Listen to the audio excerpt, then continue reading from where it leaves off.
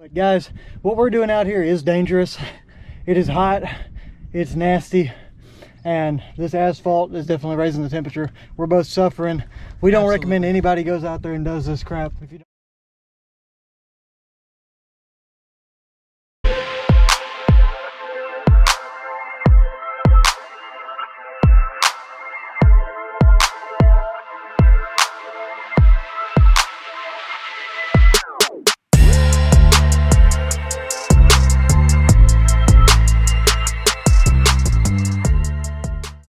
Guys, welcome into what is the first episode of a likely very long competition series between Michael Ruiz at Average Mike Training and myself, Chance Pitts, at Next in Line Development. If you don't know who Michael Ruiz is, guys, make sure you go check out the first interview we ever did on the podcast. That's going to give you some great insight to Michael as a person, but also his YouTube channel, Average Mike Training, that's meant to help people with fitness and health and go through some of the different misconceptions as well in the fitness industry. He's done a great job. Actually, I have to give him a ton of credit for all the editing he did for this video. It was a lot of stuff to break down, a lot of material to go through, and he did a phenomenal job in my opinion. This is going to be an awesome thing, guys. It's going to keep everything fresh for us. It's going to keep us enjoying the training process in a lot of ways. And guys, without any further ado, I hope you enjoy this video. All right, what's up, guys? Average Mike right here. We're out here today with Chance Pitts from the Next in Line movement. For those of you who don't know, Chance is my cousin, and we're gonna run a little test today. I've got my bike, he's got his legs, and we're gonna see if I can bike twice as far as he can run in the same amount of time. Who can win? So here's a little bit of context for the layout that we have going on. He's going to run a marathon length, so 26.2 miles on his bike. I shouldn't say run, but I'm going to physically run 13.1 miles. He mentioned Next in Line. Next in Line is a platform for motivation. It's a point for inspiration to help people try to achieve whatever's next in line for them. And within that, I've started doing some ultra running and those kind of things. I'm an amateur ultra runner. I've done 2 33-mile races, one that was just over 60 as well in the form of a 100K. So that's a little context on me. I think how this whole thing got started was we naturally being 10 days apart, we talk a lot of crap to each other. So we were looking for an avenue to test our skills, and running times and everything is pretty comparable between his marathon distance bike pace and my half marathon run pace. So that's where we're at. So we'll be out here running a loop. That loop's going to consist of a 1 mile loop around this neighborhood. We're parked up here at the high school track in the small town that we're in. Super stoked about it. We've got an aid station set up in the back of my truck here with a cooler. We got gels, we got water, we've got all the things that we need to be successful. It's hot. It's hot. It might come down to hydration, maybe the killer in this race, because it's pretty warm. I don't know the current temperature, but it's been 90s to 100 all week. I just checked. It's 93 currently when we're starting this. We got a little bit of a break in the morning, but it's going to be well over 100 by the time we finish. It should take us somewhere between 1.5 and 2 hours to knock this out. Yeah, just about. Yeah, just depending on. So it's going to be hot. It's going to be fun. It's going to be competition. I'm here for it. Heck yeah. We'll see y'all guys in a minute. Okay, guys. He's off stretching, and we have a little bit of a twist going on with this race. Each of us went into the sporting goods section of Walmart yesterday, and we had a $10 budget. We each got to pick a secret weapon. Here we are at Walmart. We're gonna be looking for a secret weapon, $10 maximum. Something to help you with the challenge. It can be whatever. I won't know what he's getting, and he won't know what I'm getting. The only real rule is it cannot cause direct bodily harm for the other person. If it makes them fall off their bike, for instance, or trip up while they're running as an indirect result, it's fair game. But no pepper spray, no machetes, anything like that. So But other than that, we're good. So I guess we'll see y'all back here in a little bit. All right. So we're also restricted to just the sporting goods areas, but there's way too much stuff here just to make this real easy. So probably not gonna get the slingshot to shoot rocks on. Probably a bad idea, but we'll check back in just a second. All right, guys. So I'm looking for an air horn. I'm gonna just try and scare the crap out of him every time I pass him. I don't know where it's gonna be, but hopefully I can find one and it's under $10. One thing I'm looking at is this little remote control mini truck. If I can drop it at different times and drive it around him just to annoy the crap out of him while running. It would be a pretty decent option. Alright guys, here we are. It's over here in the boating section. We said sporting goods. I think boating's a sport, right? Here we go. Air horn. $9.96 right there. I might go with the smaller one here just for the so I can hold it on the bike easier. Right, so he just walked around the corner and he can't see me, but I think I found what I'm going to use. It's not going to be the mini truck. We're going to scare the crap out of him with the big air horn because before tax is right under $10. So I'm going to make a break for the front of the store. So scratch that. As an ultra runner, one thing you always wear is a running vest whenever you're running long distance. So I'm going with a mini horn. That way I can conceal it in my vest and we're going to get him. What you got? Did you see it? Did you see it? We're on the way back from old Wally World. Got our items. Fairly confident with mine. Maybe play some games. I don't know. Mine's pretty good. I think I'm in good shape, especially being that he's on a bike. I think he's gonna play a little bit of a key role in my strategy. I think obviously we both went with the side of messing with each other rather than enhancing our own performance. Yeah, I think that's fair to say. It just speaks to our mindset, really. Oh yeah, we've only been around each other since what?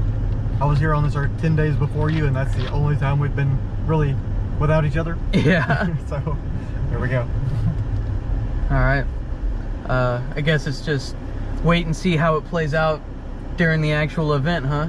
Yeah, we're gonna take it on when it's a little bit cooler tomorrow morning, and then we're gonna go check out the track, the 1 mile or just over 1 mile track we're gonna be running tomorrow right now, and figure out what we're gonna do at aid station and just measure it and make sure it's what we think it is. So may the best man win. Yes sir. What I went with is an air horn. So I'm gonna ride past him, give it a little blast, throw him off his game, try and rattle him a little bit. And speaking of rattling, my strategy for this race, I'm gonna pace myself really well, but when I'm coming up on him, I'm gonna just blast past him every time and just wear him down mentally. That's his whole thing, is mental fortitude. So that's what I'm looking to crack. If I can crack him by just blasting past him at high speeds, get him thinking, man, he's cruising, I think I can wear him down, drop his pace a little bit, and I can come in with the win. So guys, here talking strategy with you for this race. I think consistency is going to be the biggest factor that's going to help me pull ahead of average Mike. I plan on making one stop here at the aid station, if that. I've got my hydration pack here. I'm going to try to keep the miles between 8 and 8:30. If I'm feeling fresh, feeling froggy, I'm going to take off and try to boost that a little bit, but it is hot. So staying cool and staying intentional and present is going to be massive in this project. I've got my secret weapon in the form of an air horn. So whenever I see him come around, probably lap 3 or 4, I'm going to use it to try to scare him. Maybe we'll get some kind of reaction out of him. Hopefully he doesn't wreck, but all's fair in love and war, right? It's not physical, right? Not direct physical contact. But guys, if none of that works, I got a little story for you. So back whenever I was a little kid, I got a mountain bike for Christmas, and all the cousins were over playing, and Michael's brother hopped on it and wouldn't get off. So Michael, wanting to help me out as close as we are, what he did was he came up with this great idea. He grabbed a giant stick and he jammed it in the back spoke to try to get his brother off of the bike. So what I'm saying is, if it comes to that, I got a plan B based off of his previous actions. But guys, stick around. It's going to be awesome. Super excited to get this going. Y'all have a great day.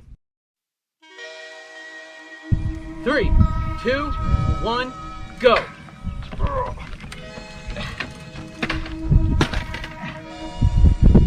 3, 2, 1, go.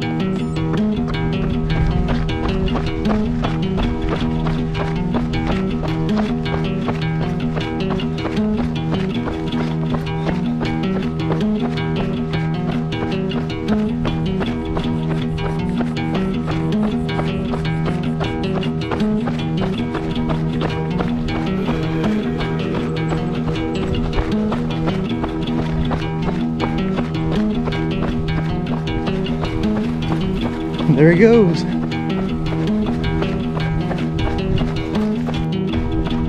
So there's the taco aid station. And with that, lap 1 is complete. Well, there he goes. He lapped it for the first time. My heart rate's a little bit elevated beyond what I want it to be, but expected that with race day. First mile was 7:30, so that's quicker than where we want to be, so we're gonna probably reel it in just a little bit. Y'all stay here for mile 2. Coming in, guys, mile 2, 7:46 on the pace. Feeling all right. Heart rate's still a little high. Definitely hot. Y'all gotta stay tuned. Here he comes.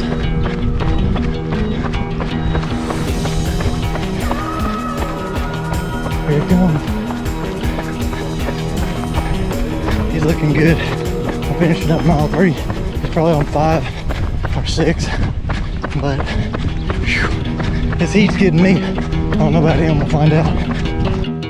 Mile 3 was an 8:03. We're definitely slowing down. It's gonna be a tough one. We'll stick with it. Alright, coming to the close of mile 4. We gotta hit the aid station. Our miles are down, we're getting hot. It's time to ice up, ice in the hat, ice in the sleeves. Go on with it, get it done. Alright, so mile 4 was the aid station stop. 9:53 with the aid station in the middle of the stop. So, see y'all at 5.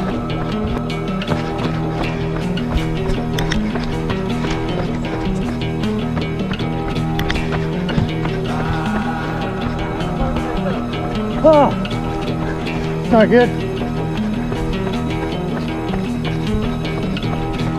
I think it's recording the video, but we'll see. I think it was 8:22 for mile 5. We're going into mile 6. Just to tell y'all how hot it is, my GoPro gave out on me on mile 6. It's overheated, but filming some on my phone. I apologize for the motion sickness. We're gonna stick with it. I got a pretty serious problem. My handlebars have come loose.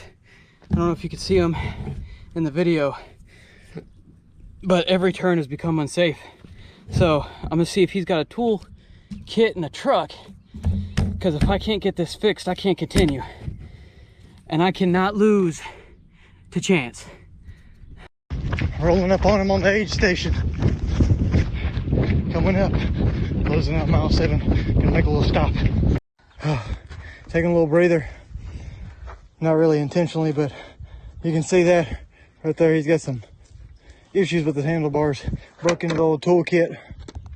I'm gonna hit the aid station. I'm gonna wait till he kicks off again. That way we get a fair shot. We're gonna do the damn thing. All right, guys. We're sitting here. I'm sitting a little over 11 miles. We had to stop because I had an issue with the bike. It's all fixed now, but we both paused, called a truce while I got back up and running. Where are you sitting at? I'm at 6.9, so I'm just over halfway. It's going to be probably a much slower pace this second round, but I think it's going to get interesting. You're 2 miles back technically on pace compared to where I'm at, but now that your handlebars are fixed and now that And we're both good and hot, because I know that he's getting to both of us. And we're both good and hot. It is hot out here. Anybody's game. Yeah. So I'm a little bit behind right now, but I plan to make that up in a second. Coming for it. All right. So we're getting ready to go. Starting up again from the bike fix. Halfway point pretty much. We're gonna get after it. Ready? Let's go. 3, 2, 1, go. Yeah.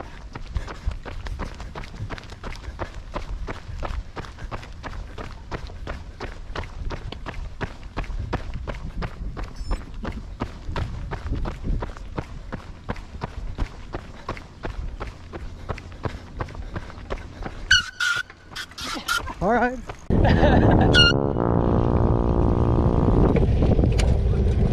Oh shit.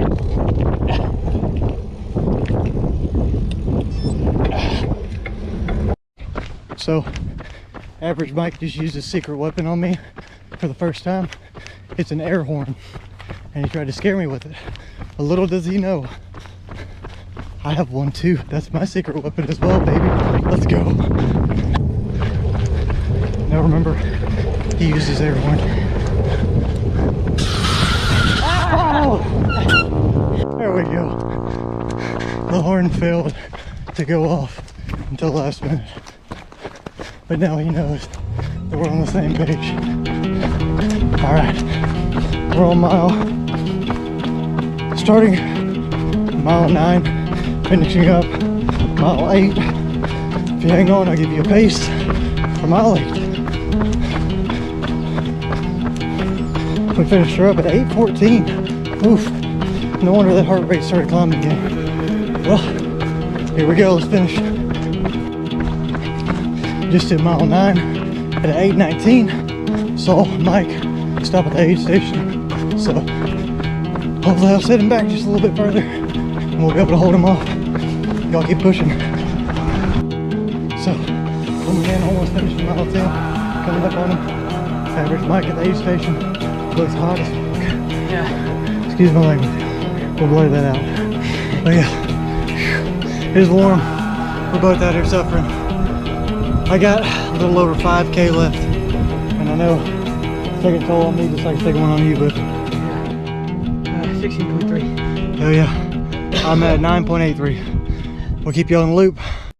While we're here at the aid station, I wanted to take a second. We probably need to throw this at the beginning of the video, but guys, what we're doing out here is dangerous.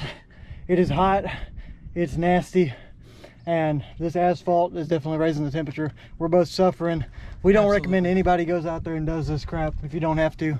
If you're gonna be out in heat like this, educate yourself on the symptoms of heat illness, so that way you are aware of what you're doing to your body as it's happening. Okay? And don't push it too hard, too fast. Exactly. Use tools. We got arm sleeves on, guys. We're stuffing them with ice. I keep hat in here. It's a lot of shade on this hat. I'm putting ice in my hydration pack as well. Guys, we're doing whatever we can to stay cool. I've got a towel wrapped around my neck that's got some ice in it as well. Make sure you take care of yourself. Don't get out here and do something stupid. We're training out here in the heat because we have to. Absolutely. We'll be back with y'all here in a little bit. So mile 10 is going to push my average up a little bit. I think we came in just under 11 minutes or 12 minutes on that lap. Stopped at the aid station for a long time. Mike's not doing too hot. Heat's really getting to him, but we're gonna push it through. We're gonna stick the thing out. We're gonna do it. Excited to see what happens with it, guys. Like we said, take care of yourself. It's over 100 degrees out here. It's like 104. It's ridiculous. We shouldn't be out here, but I've got to get ready for a 100-mile race that requires a lot of heat training, so that's where I am. You guys, just be safe, and we'll see y'all here in a minute. There goes Mike back out here getting it, guys. Alright guys, we hit the ice bucket again. Mile 11 comes in at 9:01. That's with the ice stop. We'll keep you on the loop as we get to 12.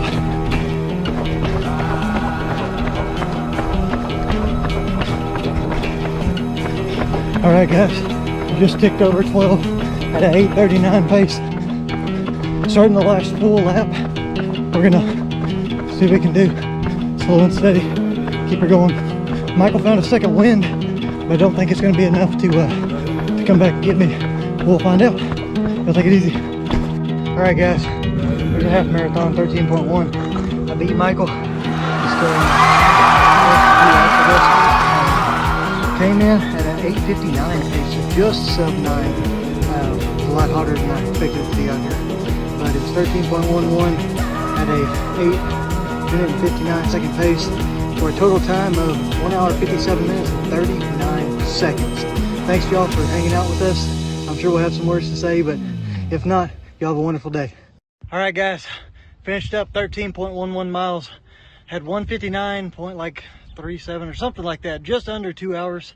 The heat was brutal out here. Mike, how'd you end up? Just under 2 hours, but I did not finish. 21.44 miles. That was brutal, dude.